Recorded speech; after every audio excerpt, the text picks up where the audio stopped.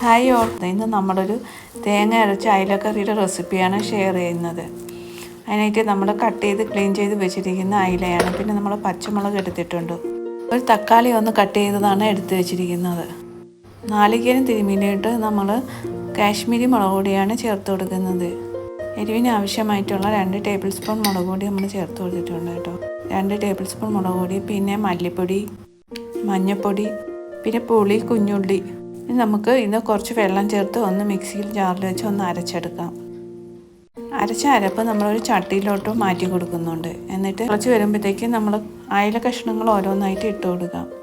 ഇവിടെ ഒന്ന് മിക്സ് ചെയ്ത് നമുക്ക് കൊടുക്കാം. സ്പൂൺ വെച്ച് ഒന്ന് ഇളക്കി യോജിപ്പിക്കാം. തക്കാളി കട്ട് ചെയ്തതൊന്ന് ഇട്ട് കൊടുക്കാം. പിന്നെ നമ്മൾ നാടൻ പച്ചമുളക് കട്ട് ചെയ്തതാണ്, ഉണ്ടമുളക്, ഉലുവ 1 ടീസ്പൂൺ. നന്നായിട്ടൊന്ന് മിക്സ് ചെയ്ത് കൊടുക്കാം കേട്ടോ. കുറച്ച് കറി ലീഫ്സും കൂടെ നമുക്കൊന്ന് ഇട്ട് കൊടുക്കാം. ഒന്ന് ചുറ്റിച്ച് കൊടുക്കാം. ലാസ്റ്റ് നമുക്ക് കുറച്ച് പച്ച വെളിച്ചെണ്ണ ഒഴിച്ചു കൊടുക്കാം.